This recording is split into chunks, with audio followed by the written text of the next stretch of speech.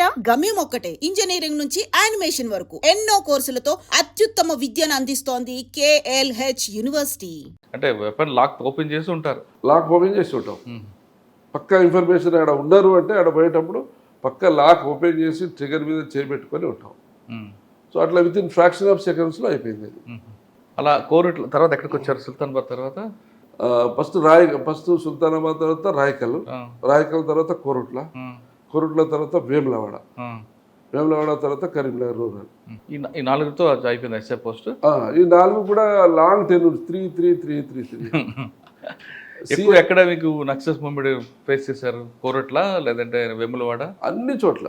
అంటే నేను ఎక్కడున్నా కూడా డివిజన్ ఏరియాలో ఇన్ఫర్మేషన్ రిలయబుల్ ఇన్ఫర్మేషన్ ఉన్నది అంటే నన్ను పంపించేది, నేను కూడా వెళ్ళేది వర్క్ అవుతుంది అని చెప్పి. ఇన్ఫర్మర్కి డబ్బులు ఇవ్వడం ఎలా అంటే మరి గవర్నమెంట్ ఇచ్చేది? అప్పుడు గవర్నమెంట్ ఇస్తారు, కొంత అమౌంట్ ఇస్తారు, కానీ మనమే మెయింటైన్ చేయాలి. ఇప్పుడు గవర్నమెంట్ చెప్పి అంత చేసేంత ఉండదు. ఇన్ఫర్మేట్ అనేది ఎక్కడ ఎవరు మనకు కాంటాక్ట్లోకి వస్తారు, ఎవరు రిలయబుల్ ఇన్ఫర్మేషన్ అనేది అది ఎలా మనం స్కానింగ్ చేస్తా ఉంటే రిలయబుల్లా కాదన్నది అంటే ఆయన ఇచ్చే ఇన్ఫర్మేషన్ బట్టి మనం టెస్ట్ చేస్తాం. సరే, అలా మిమ్మల్ని మిస్యూజ్ చేసిన ఎవరు ఉన్నారా? ఉన్నారు. ఫేక్ ఇన్ఫర్మేట్స్ కూడా వస్తారు. నేను ఆడున్నా సార్, ఈడున్నా సార్ అది ఇది అంటారు. అక్కడ మేము వెరిఫై క్రాస్ చెక్ చేస్తే ఏమీ ఉండదు. తర్వాత డబ్బులకు ఇవ్వండి సార్, దానికి ఇవ్వండి, అట్లా ఉండదు. ఒక సంఘటన చెప్పండి. అందులో ఒక ఇన్ఫర్మేట్ ఉండే, వాడు పేరు ఏదో గుర్తులేదు, కానీ ఏఎస్పీ గారి దగ్గర పోతుండే. పోయి ఏఎస్పీ గారు బాలసుబ్రహ్మణ్యం సార్ పోయి మేము దళవులు పట్టిస్తా సార్, నాకు బాగా దగ్గర వస్తారు సార్, అది ఇది అని స్టోరీ చెప్తాను. చెప్పి నాకు కొంచెం ఒక బైక్ ఇప్పియండి సార్, నేను మొత్తం తిరుగుతాను, పెట్రోల్ పోయించండి సార్ అంటాడు. సో సరే సార్ ఏమంటారు, ఎవరన్నా బాగా పనిచేసే ఆఫీసరు, ఇంట్రెస్ట్ వర్క్ చేయాలని ఇంట్రెస్ట్ ఉన్న ఆఫీసర్కి ఇంట్రెస్ట్ చేస్తారు. చూడ అది చెప్తాను అంటుండే. వాడు అక్కడ చిన్నగా సార్తో చెప్పేసి ఈడికి వచ్చి నాకు 15,000 ఇవ్వండి సార్, 10,000 ఇవ్వండి సార్, అక్కడ పోతా సార్, ఇక్కడ వాడిని కార్లో ఎక్కించి తీసుకొస్తా సార్ అని అన్ని కార్లో తీసుకొస్తామని.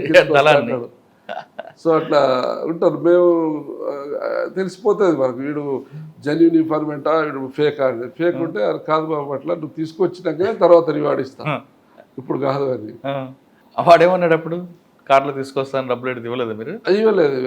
1-2 సార్లు చిన్నగా ఇచ్చినావు, మోటార్ సైకిల్ ఇచ్చుడు, పెట్రోల్ పోయించుడు, ఖర్చులకు ఇచ్చుడు. సో వర్క్ ఏమి ఉండదు. ఆయన చెప్పిన ఇన్ఫర్మేషన్ ఏది కూడా రిజల్ట్ ఓరియంటెడ్ కాదు. ఊరికే పైసల కోసం ఇట్లా పాకులాడుతున్నారు చెప్పి సార్ కూడా చెప్పేసినాం. సార్ ఏమన్నారు అప్పుడు? సార్ నా దగ్గరే కాదు, ఆఫీసర్ దగ్గర పోతుండు, మళ్ళీ ఇంకో ఆఫీసర్కి వేరే, ఇక్కడ ఈ అకౌంట్ వేరే, అక్కడ అకౌంట్ వేరే, అక్కడ వేరే వాళ్ళకి వేరే స్టోరీ చెప్తాడు. చాలా దగ్గర రాని ఎక్కడ బయట అట్లుంటాయి. ఇక కొంతమంది అలవాటు పడిపోతారు. ఇనిషియల్గా మంచి ఇన్ఫర్మేటివ్ ఉండవచ్చు. మంచి ఇన్ఫర్మేషన్ ఇచ్చి సక్సెస్ అని చెప్పండి. ఒకటి మంచి ఇన్ఫర్మేషన్ సక్సెస్ కాలేదు, కానీ నా గ్యాలంటరీ అవార్డు వచ్చింది. చెప్పండి. నేను వేములవాడలో చేస్తున్నాను. వేములవాడ 2001 నుంచి 2006 వరకు వేములవాడ చేశాను. 5 years చేశాను. 2006 కాదు, 2001 నుంచి 6లో ప్రమోషన్ వచ్చింది. 3.5 years, ఆల్మోస్ట్ 4 years చేశాను అక్కడ. రవి ప్రకాష్ అని డిఎస్పీ గారు ఉండే, ఇప్పుడు ఆంధ్రాలో ఉన్నాడు. IGPL ప్రొవిజనింగ్ అండ్ లాజిస్టిక్ ఉన్నాడు. అయితే ఎలక్షన్ ముందు నాకు కరీంనగర్ రూరల్ ఇస్తే ఎలక్షన్ వరకు ఇక్కడ ఉండాలి అని చెప్పి డిఎస్పీ గారు ఆపేశారు. ఎస్పీ గారితో చెప్పి, ఎస్పీ గారు కూడా నీకు మంచి పోస్టింగ్ ఇస్తా అంటున్నావు కదా, తర్వాత ఎలక్షన్ ఫ్రీగా కావాలంటే నీ సర్వీసెస్ అవసరం ఉంటాయి ఉండు అంటే, సరే సార్ అన్నా. అయితే సనుగుల అనే ఉంటుంది. సనుగుల ఉంది, రుద్రాంగి సనుగుల. ఇప్పుడు మన మానాలకు కింద ఉంటుంది, ఇక ఒకటే బెల్ట్ అంతా కంచుకుంటా. సనుగుల తండ అనేది ఉంటుంది ఒకటి. ఆ తండకు చుట్టూ గుట్టలు ఉంటాయి, చిన్న దారి ఉంటుంది పోవడానికి, ఇటు ఒక దారి అటు ఒక దారి. సో మాకు ఇన్ఫర్మేషన్ ఉంటే నైట్ పార్టీస్ పంపించిండు. మేము ఫారెస్ట్లో అంబుజ్ చేసినాం. మధుసూదన్ రెడ్డి సార్ ఏమో ఓఎస్డి ఉండే, ప్రవీణ్ కుమార్ సార్ ఏమో ఎస్పీ ఉండే. అటు నిజామాబాద్ వైపు ఎవరున్నారు అప్పుడు? నిజామాబాద్ ఆనంద్ గారా? ఆనంద్ సార్ ఉన్నారు అప్పుడు? ఆనంద్ సార్ ఉన్నట్లేదు. సో మేము ఏం చేసినాం, మానాల ఫుట్ హిల్స్ కింద అంబుజ్ చేసుకొని మార్నింగ్ రిజల్ట్ ఏం లేదు, ఇక మళ్ళీ రిట్రీట్ అవుతున్నాం. ఈ సనుముల తండకు ఫస్ట్ రావాలి. సనుముల తండకు రాగానే ఆ కొసకు ఒక 4-5 కూర్చొని ఉన్నారు, సివిల్ డ్రెస్లో కూర్చొని ఉన్నారు. మమ్మల్ని చూసి వాళ్ళు పరిగెత్తున్నారు. పరిగెత్తుంటే వీళ్ళు ఎవరో పరిగెత్తున్నారు అని చెప్పి, అంటే తండకు అటుపక్కన గుట్ట ఇటుపక్కన గుట్ట ఉంది. ఇటు నుంచి మేము వస్తుంటే వాళ్ళని చేంజ్ చేస్తే అవతల గుట్టలకు వెళ్ళిపోతారు వాళ్ళు. అయితే అక్కడ లోకల్ వాళ్ళని అడిగిన, వాళ్ళు ఎవరు వల్ల ఏంటంటే ఎవరు సార్ అని చెప్పి వాళ్ళు తండ వాళ్ళు. సో నేను మాట్లాడితే వాళ్ళే సార్ అని చెప్పారు. సో చేంజ్ చేస్తున్నాం. చేంజ్ చేస్తుంటే మాకు అందరంత దూరం ఉంది. మేము కనీసం 200-300 గజాల్లో చేంజ్ చేయాలంటే వాళ్ళకి ముందు గుట్ట వచ్చేస్తుంది. మళ్ళీ వాళ్ళు గుట్టలు పడితే ఇక దొరకరు. తండ వరకు పరిగెత్తాం. తర్వాత ఏం చేసినా, ఒక మంచి కానిస్టేబుల్ని మేము ఎప్పుడు పోయినా ఫీల్డ్లో AK-47 క్యారీ చేస్తాం. సో నేను AK పట్టుకున్నాను, వారికి ఒక AK ఉంది. సో వాళ్ళను ఆ గుట్ట మీద నాకు బాగా అవగాహన ఉంది, చుట్టూ దారులు ఎట్టున్నాయి, ఎట్లా పోవచ్చు అని. సో మేము ఇలా వస్తున్నాం, వాళ్ళు ఇలా పరిగెత్తి తండ దాటిపోతున్నారు. వాళ్ళు తండాలోకి వచ్చినాక ఒక బైక్ దొరికింది. అక్కడ జనాలు మోటార్ సైకిల్ ఉండవు, కానీ సమ్ RMP డాక్టర్ ఎవరో బైక్ తెచ్చి పెట్టింది. దాన్ని బైక్ ఓపెన్ చేసేసినాం. చేసేసి నేను బైక్ నడుపుతా, నువ్వు వెనకాల కూర్చో, AK ట్రిగర్ మీద వేలు పెట్టుకొని రెడీ పెట్టు, లాక్ తీసేసి. అయితే అక్కడ ఏంటంటే ఇలా వీళ్ళు పరిగెత్తేటప్పుడు దారి ఇలా ఉంది, ఇలా పోయి ఎదురుగా వస్తుంది దారి, యూ టైప్లో ఉంది దారి. సో బైక్ మీద మేము ఇద్దరు పోయినాం. వాళ్ళు మిగతా వాళ్ళని మీరు సేమ్ చేంజ్ చేసుకుంటుండండి, మేము ఫైర్ ఓపెన్ చేస్తే మీరు ఫైర్ ఆపేయాలని నేను సెట్లో చెప్తా, మీరు అడ్వాన్స్ కావద్దు నేను చెప్పినాక అని చెప్పేసి వాళ్ళు అలా. మీరు ఓపెన్ చేస్తే వాళ్ళని ఆపేయాలి, వాళ్ళకి మాకు దెబ్బలు తగ్గుతాయి. వాళ్ళ వెనక నుంచి వస్తుంది, నేను ముందుకు తిరిగి వస్తున్నా, క్రాస్ ఫైర్ అయిపోయింది. సో నేను బైక్ తీసుకొని ఇలా పోయి ఇలా ఎదురుగా వాళ్ళు పరిగెత్తే దారిలో ఎదురుకో ముందుకు వచ్చేసిన బైక్ మీద ఇద్దరమే. సో వాళ్ళు వెనకకు చూసుకుంటూ ముందుకు పరిగెత్తున్నారు, వెనకకు చూసుకుంటూ ముందుకు పరిగెత్తున్నారు. ఆల్మోస్ట్ గుట్టలో చేరిళ్ళు, ఆ గుట్టలోనే దారి ఉంది. సడన్గా మమ్మల్ని చూసి మా మీద ఫైర్ ఓపెన్ చేసి 4 మెంబర్స్. మేము ఏం చేసినాం, ఇమ్మీడియట్లీ ముందే చెప్పినాం, ఎక్కడ ఏం చెట్టు మొదలు కనిపించినా రాయి కనిపించినా అక్కడ మనం లేయింగ్ పొజిషన్ తీసుకొని ఫైర్ చేయాలి అని చెప్పిన కానిస్టేబుల్కి. ఇద్దరు పడుకొని వాళ్ళు ఫైర్ చేసిన, మేము బండి పడేసి ఫైర్ మాకు డైరెక్షన్లో రాలే, అది బైక్ సౌండ్తో కొంచెం దూరం నుంచి చూసింది వాళ్ళు. ఇమీడియట్లీ లైవ్ పొజిషన్లో తీసుకున్నాక నేను ఏకతో ఫైర్ చేసిన, పిల్లాడు కూడా ఫైర్ చేసింది. ఫైర్ చేస్తే ఇద్దరు పడిపోయారు. వాళ్ళు ఫైర్ చేసిండు, మేము ఫైర్ చేసి ఇద్దరు మీతో స్కాటర్ అయ్యి వెళ్ళిపోయారు. తర్వాత వెనుకోళ్ళకి చెప్పేసిన అప్పటికే నేను. సో వెనుకోళ్ళు ఒక 15 నిమిషాల తర్వాత వచ్చిండు, చూస్తే గ్రెనేడ్స్, షార్ట్ వెపన్స్ ఉన్నాయి. ఎవరండి వాళ్ళు? ఒక డిప్యూటీ కమాండరు, ఒక దళం మెంబరు. వీళ్ళు మానాలకు పక్కన వట్టిమల్ల అని ఉంటుంది ఒకటి, కరీంనగర్ జిల్లాలో. వట్టిమల్ల దగ్గర ఒక కానిస్టేబుల్ని 2 రోజుల ముందు చంపింది ఇద్దరు. అప్పటికే వాడు సివిల్ డ్రెస్లో ఇంటికి పోతే చంపేసిండు. సో వీళ్ళు అక్కడ సబ్దళం లాగా తిరుగుతారు, దళంలో కాకుండా బయటికి వచ్చి యాక్టివిటీస్ చేస్తారు, మళ్ళీ వెళ్ళిపోతారు వాళ్ళు. ఇది చనిపోగానే ఇక సెట్లో చెప్పగానే SP గారు వచ్చిండు, OSD గారు వచ్చిండు. ఇక గ్రేట్ ఎన్కౌంటర్ అనేది. అసలు మీరిద్దరు ఇంత ధైర్యంగా పోయి అపోజిట్లో పోయి వాళ్ళను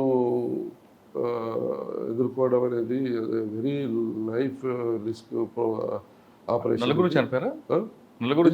ఇద్దరు తప్పించుకొని వెళ్ళిపోయారు. అసలు వాళ్ళు ఎందుకు వచ్చారు అక్కడికండి?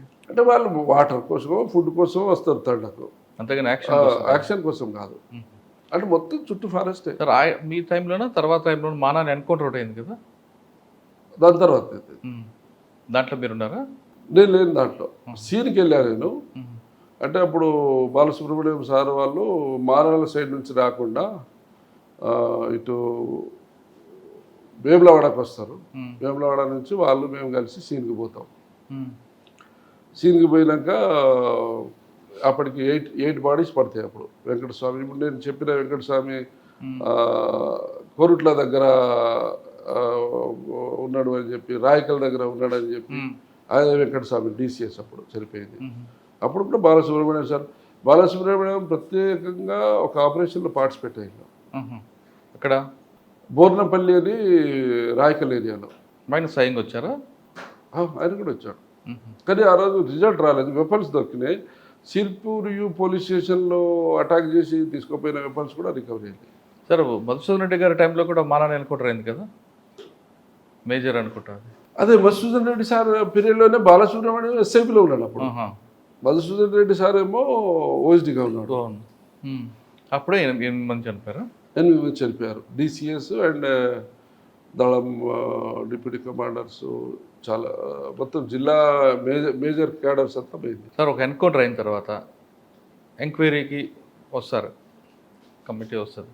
అవన్నీ ప్రొసీజర్ ఎలాగుంటాయండి? పోస్ట్ మార్టం చేయించడం, అక్కడ PM అదే సీన్ ప్రెజర్ చేయడం. సో ఎన్కౌంటర్ కాగానే మనకు NHRC గైడ్లైన్స్ ఉన్నాయి. సో ముందు ఎన్కౌంటర్ అయిన తర్వాత సీన్ డిస్టర్బ్ చేయకుండా ఎగ్జిక్యూటివ్ మేజిస్ట్రేట్ వచ్చి పంచనామా కండక్ట్ చేయాలి. RDOలు చేస్తారు, కొన్ని MROలు చేస్తారు, ఎనీ ఎగ్జిక్యూటివ్ మేజిస్ట్రేట్. సో వాళ్ళు పోలీస్ చేసే పంచనామా లాగానే వాళ్ళు అన్ని పంచనామాలు, వాళ్ళ ఫ్యామిలీ మెంబర్ని ఎగ్జామిన్ చేయడము, పంచనామా 26 క్యాలమ్స్ ప్రకారంగా రాయడం వాళ్ళు చేస్తారు. తర్వాత వీడియో కవరేజ్ అని ఉంటాయి అందులో. వీడియో కంపల్సరీగా అండర్ వీడియో కవరేజ్ చేయాలి. తర్వాత పోస్ట్ మార్టం చేసేటప్పుడు కూడా టీమ్ ఆఫ్ డాక్టర్స్ ఉండాలి. సింగిల్ డాక్టర్స్ కాకుండా టీమ్ ఆఫ్ డాక్టర్స్, అందులో 1 ఫోరెన్సిక్ ఎక్స్పర్ట్ డాక్టర్ ఉండాలి. అది కూడా వీడియో కవరేజ్ చేయాలి, రికార్డ్ చేయాలి. FSL టీమ్ కూడా ఉంటుంది అందులో. FSL రిపోర్ట్ కూడా ఉంటుంది. అంటే post mortem report post mortem చేసేటప్పుడు PME రాస్తాం. మేము ఇంక్వెస్ట్ రాస్తాం కదా, ఇంక్వెస్ట్లో 26 కాలమ్స్లో బాడీస్ మీద ఏమైనా ఇంజురీస్, బుల్లెట్ ఇంజురీస్ ఉన్నాయా అనేది కాలం ఉంటుంది దాంట్లో. సో దాంట్లో ఎన్ని ఇంజురీస్, రౌండ్స్, లోపలి ఎంట్రీస్, ఎగ్జిట్స్, అట్లా అన్నీ కూడా స్పెసిఫిక్గా డయాగ్రామ్ వేసి ఎన్ని బుల్లెట్ ఇంజురీస్ ఉన్నాయి, ఎన్ని బయటికి వెళ్ళినట్టున్నాయి, ఒక్కోసారి లోపల పోయి బయటికి వెళ్ళకపోవచ్చు. ఇవన్నీ పర్ఫెక్ట్గా బాడీని మొత్తం క్లీన్గా తూడ్చి కనిపించే విధంగా మిస్ కాకుండా అన్నీ కూడా నోట్ చేస్తాం. సో పైనుంచి కింది వరకు. సో డాక్టర్ చేసేటప్పుడు డాక్టర్ చేసింది ఇది 2 కొరాబరేట్ కావాలి. డాక్టర్ అందులో ఉన్న బుల్లెట్స్ లాంటివి ఏమన్నా ఉంటే అవి ప్రిజర్వ్ చేస్తాడు. తర్వాత ఈ ఫైర్ ఆర్మ్ ఇంజురీస్, మీరు వెపన్ రికవరీ అయిందనుకోండి, ఆ వెపన్ ఫైర్ ఆర్మ్ ఇంజురీస్ ఏ వెపన్తో చేశారు, ఫైర్ చేసిన వెపన్ ఉంటే ఆ వెపన్ని, ఆ దొరికిన బుల్లెట్ని కూడా మేము FSLకి పంపిస్తాం. వాళ్ళు ఈ రౌండ్ ఈ వెపన్తోనే ఫైర్ అయిందా కాదా, అది నేరస్తు చచ్చిపోయిన ఎన్కౌంటర్లో చచ్చిపోయిన ఎక్స్ట్రీమిస్ట్ ఉంటే ఆ ఎక్స్ట్రీమిస్ట్కు సంబంధించిన ఈ చేతి నుంచి ఫింగర్ ప్రింట్స్ కానీ ఎక్స్పర్ట్ని తీసుకొచ్చి ఫింగర్ ప్రింట్స్ తీస్తాం. తర్వాత పౌడర్ వస్తుంది మనకు ఫైర్ చేసినప్పుడు, గన్ రెసిడ్యూస్, అవి కూడా FSL పంపిస్తాం. సో ఆయన ఫైర్ చేసినట్టుగా ఆయన ఫింగర్ ప్రింట్స్ ఉన్నట్టుగా ఇవన్నీ కూడా ఎవిడెన్స్కిలో వస్తాయి. సార్ ఇవన్నీ ఎక్స్చేంజ్ ఆఫ్ ఫైర్ రియల్గా జరిగితే ఇవన్నీ వస్తాయి. ఒక్కొక్కసారి బంప్ ఆఫ్ కూడా అవుతుంటాయి, అప్పుడు ఎలా అవుతుంది? బంప్ ఆఫ్ ఎందుకు చేస్తాం, చేయవు కదా. రైట్ ఆఫ్ అంటే మీరు కాదు, కొన్ని జరుగుతుంటాయి కదా, అట్లా ఏమి ఉండదు. మరి సాధారణంగా ఎక్స్చేంజ్ ఆఫ్ ఫైర్ అయిన తర్వాత కొంతమంది ఆఫీసర్లు, మీరు మిమ్మల్ని కోడ్ చేయట్లేదు, సీన్ అంతా ప్రెజర్ అయిపోయి ప్యాచప్ లేరు ఉంటే అయిపోయిన తర్వాతే మీడియాకి అలౌ చేస్తుంటారు. ఎందుకు ప్యాచప్ చేస్తారు? ఎందుకు ప్యాచప్ కాదు, అది డిస్టర్బెన్స్ కాకుండా ముందు ప్రొటెక్ట్ చేయాలి. ముందు ఎగ్జిక్యూటివ్ మేజిస్ట్రేట్ వచ్చి సీను వీడియోగ్రాఫింగ్ చేసి వాళ్ళంతా యాజ్ ఇట్ ఈజ్గా ఉన్నదాన్ని డిస్టర్బ్ చేయకుండా చూసిన తర్వాత మీడియాని కానీ పబ్లిక్ కానీ బ్లడ్ రిలేటివ్స్ కానీ అలౌ చేస్తాం. ముందు వాళ్ళు వచ్చిన మొత్తం సీన్ డిస్టర్బ్ అయిపోతుంది, ఎవిడెన్స్ ఉండదు. కానీ కొన్ని ఎన్కౌంటర్లో ప్యాచప్ అయిన తర్వాత పంపిస్తుంటారు. ప్యాచప్ అంటే ఇక అనుకుంటారు, సో అట్లా కూడా అనుకుంటారు. బట్ రియల్ వర్షన్ అయితే, రియల్ వెర్షన్లో అయితే అందులో ప్యాచప్ ఉండదు, డైరెక్ట్గా పంపిస్తుంటారు. కానీ బంప్ ఆఫ్ అప్పుడు ఎలా చేయాలండి? మరి లేదు, అట్లా బంప్ ఆఫ్ ఎందుకు చేస్తారు, చేయరు. మీరు కాదు, జనరల్గా ఎవరైనా కూడా సీన్ డిస్టర్బ్ కాకుండా ప్రిజర్వ్ చేయాలి, సీన్ సేఫ్. సార్ కొన్ని సార్లు డైరెక్ట్ పాయింట్ బ్లాక్లో కొట్టి చంపేశారని ఆరోపిస్తుంటారు వాళ్ళు. అలా జరుగుతుంటుందా? లేదు, అలా ఉండదు. అంటే ఏదన్నా ఎక్స్ట్రీమిస్ట్ ఎన్కౌంటర్స్ కాకుండా మనం బయట చూస్తుంటాం ఏదో ల్యాండ్ ఇష్యూస్ అని, ఇప్పుడు నైమ్ ఇష్యూస్, అటువంటి ఇష్యూస్ వచ్చినప్పుడు వాళ్ళు ప్రైవేట్ బ్లాక్తో చంపుతారు. వాళ్ళు దొరకకుండా ఎవిడెన్స్ అంతా కూడా వాళ్ళు కన్సీల్ చేస్తారు, లేకపోతే హసాబ్ చేస్తారు. అది కానీ కొంతమంది మంచి ఎక్స్పర్ట్స్ ఉంటే డైరెక్ట్గా గన్ కొట్టకుండా రివర్స్లో వచ్చి కాల్చేలా కూడా ప్లాన్ చేస్తుంటారట. అట్లే ఉండదు. మీరు దీంట్లో మీకు గ్యాలంటరీ అవార్డు వచ్చిందండి. ఎస్, దీంట్లో అక్కడ ఓఎస్డి గారు, ఎస్పీ గారు వచ్చి బాగా అప్రిషియేట్ చేసి అసలు ఇది ఇంపాసిబుల్, ఇది జరిగేదే కాదు, దాన్ని మీరు పాసిబుల్ చేశారు. తర్వాత మీరు లైఫ్ రిస్క్ కూడా తీసుకున్నారు. వాళ్ళు విత్ వెపన్తో ఫైర్ చేస్తారని తెలుసు, వాళ్ళు ఎక్స్ట్రీమిస్ట్ తెలుసు, అయినా మీరు ఇద్దరే డేర్గా యూ షేప్లో ముందుకు వచ్చి చేశారు. అప్పుడు పెరవరం రాములు గారు డీజీ సార్ వచ్చారు. అప్పుడు బ్రీఫ్ చేసిండు ఓఎస్డి సార్, ఏది మధుసూదన్ రెడ్డి సార్. చూస్తే సార్ కూడా పేపర్ స్టేట్మెంట్ కట్టింగ్స్ కూడా ఉన్నాయి. సార్ నేను ఒక ఎస్ఐ ధైర్య సాహసాలను చూసి అబ్బురపోయాను అని చెప్పి మీడియాలో వచ్చింది. అది వర్డ్స్ కూడా. తర్వాత ట్రాన్స్ఫర్ అయిపోయారా మీరు? అవార్డు, గ్యాలరీ అవార్డు తీసుకుంటారు. దాని తర్వాత నాకు అప్పటికే ఎలక్షన్ అయిపోయింది. 4 years తర్వాత కరీంనగర్ రూరల్కి వచ్చాను. అక్కడ 1 year చేశాను. 1 year చూసినాక అక్కడ నుంచి ప్రమోషన్లో బయటకు వచ్చాను. ఎక్కడికి వచ్చారు? ఫస్ట్ అప్పుడు పాలసీ ఏంటంటే సిఐడిలో కంపల్సరీ చేయాలి. సో వరంగల్ సిఐడికి వచ్చాను.